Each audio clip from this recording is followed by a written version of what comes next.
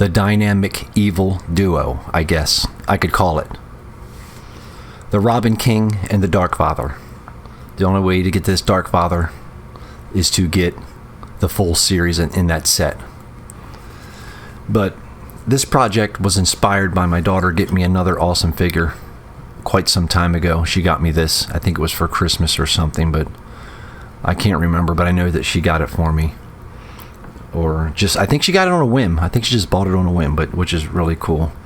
The Robin King. This is a very dark character I did not know anything about. After I started painting this and doing some things to this, I'll get some close-ups here in a minute, I looked into the origins of the Robin King. If you don't know about the Robin King and his origins, I suggest you check it out. It's very dark, very, very, very sinister and cool. Cool as can be, and sinister, I guess. But anyway, so before, I bought another one to do something different with, but never did it, but I don't think I will. I may use it for parts. The difference here you can probably see, not too good, not too well, because of my light thing here. I'm not trying to go too much into it, but you'll see here. Let me show you down here at the bottom real quick. See the ball joints down there? Right there's a ball joint in the boot. I completely cut that ball joint out. See, I made it into one boot. I don't know how well you can see that or not. See the side of the boot? Let me see if I can get the side of the boot. And I probably should have took them out for this video, but that's another figure I'll have on the shelf that I'm I'm trying to preserve room here. But there's a ball. It's a really not a real. It doesn't cosmetically. It doesn't look good. It had a ball joint right here. Right here had a ball joint and it swiveled. I lost articulation when I did this, but I'm not really big into articulation. I kind of set them up in a pose how I want to put them, and I either put them on my shelf or in a diorama, and it's over with. I cut these out, cut them down, then I took some multi-put, and I combined them together to make as much as I could. Oh, there you go, see? There's some of the multi-put I didn't get right there. Didn't color it, look at that. Over here, different. You can see it. You can see how I try to make it look wrinkled as a boot, but that was basically I cut it in half to make one boot. I just think it looked better. I didn't like the ball joint. And like I said, before I go any further in the video, I keep forgetting to say it in the beginning of the video, I appreciate everyone that has stuck around. I appreciate everyone that checks out the content on this channel. And I appreciate everything. So I'm going to keep going. I'll just show you. I'm not going to go as fast as I usually try. I try to go really fast on these because I know I put some tutorials of this figure. I don't think I did a tutorial on this figure or not. I don't remember. So I try to make them fast so I'm not putting double things up on the channel, but I guess it doesn't really matter because I'm just showcasing what I've done so far. So let's just get right to, I guess, what I did to this thing. Let's start from the top. It's more purple on screen in person than, I don't want to make it too purple, but the tops have a purple color. I did a little bit to his eyes, a little yellow to his eyes. Come down here. I did put the red, these red buckles, I did do that. I went over the yellow because it was a mustard yellow. I did put the red on the outline of his jacket, whatever you want to call this thing. I did fix the color. This was green up here. I made it right there. I made it black, and I made his shin pads, knee pads, I mean, a dark burgundy color, and I went over top of it with some dry brush silver, and I did every buckle on his boot. I went with dark green. I darkened that up. I darkened his gloves up. They're a little bit lighter than that. Yeah, a little darker there. And his feathers on his shoulders, you can see are green. Right there. Here's the one. Here's the one before. I put some purple in there to match the crown thing, whatever this is. You can see a little bit. It's a little bit, not too much, but it's a little bit brighter in person. it's just trying to keep your line straight. I redid, like I said, his utility belt, and I purposely made the red really deep red in a little of a worn look. I didn't really make it really perfect or bright.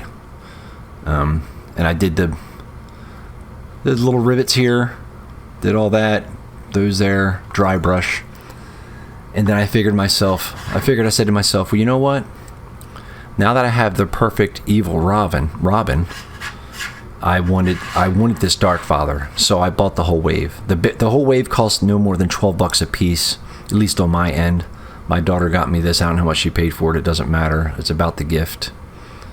To get the Dark Father, of course, when you have the Robin, you have the torso right there, as you guys can see, and the Superman, Wonder Woman, and whoever it was, I don't know, $12. The whole line was $12 or $13 at Best Buy. Anyway, so here's a Dark Father. Here's the builder figure. Out of that, here it is right here. Before I go on, so the Batman, the Wonder Woman, the Superman that looks like I don't even know. And then you get, of course, the Robin. You get all pieces of the Dark Father. Now you can see here on the chest how much different I tried to go. I went a little bit darker with some shading. That's just pastel. Over here it's just like plain gray. I think it's an amazing sculpt. I really do. I think it's a really awesome sculpt. I did dry brush everything in his face a little bit. Didn't mess with his cape at all. I was going to go yellow with this, and actually I think I did a walkthrough with this figure. It looked really rough yellow. I painted this yellow, his belt. It just didn't go with the theme. I was trying to pull off a classic suit. This is a classic suit, but I wanted to go a lot more yellow within that beige right there. Come to find out, he didn't like it. So there you go. I'll move this away now and look at him here from top to bottom. Let's see here. Let me move my camera a little bit. I know my focus is in and out all the time, but I like the camera, and I don't know. So anyway, right here. Did some dark wash all over his arms. I did every spike individually. Took my time. It was definitely tedious and time consuming. And I like to say in my videos for some reason. I did dark wash him up. Pastel, all in the muscles, pastel. And I did put in the silver buttons around here. These were just black. Let's see. I did go through with some more pastel right here in his legs to try to define some of the muscle. I didn't mess with the boots. I know a lot of people did. They painted this like, I guess, I don't know. I didn't want to mess with it. I liked it the way it was. Just personal preference. I kind of made subtle changes, if I could speak, on all of these things. And that's all she wrote, man. It's I just took my time, took it completely apart. Well, it came apart. The legs are kind of tough to put back together. But as you can see, just take your time. Get your lines as best you can, as clean as you can. Everything as clean as you possibly can. Take your time. Believe me, I'm one to be told to take my time because I don't take my time with nothing. So, outside of that, there you go. That's the dynamic duo right there. The dynamic evil duo. Like I said, I want to tell everybody one more time that I appreciate all the support and everything and all the people that stuck around, even from me doing the crazy stuff, which I love still to do, and I'm still going to continue doing. Well, not crazy so much, but fun stuff on the channel that most people don't really come here to see, which is fine. But this right here, I appreciate all the new people, all the support. I'll see you guys on the next one, number 14, because this is 12 and 13. All right, guys.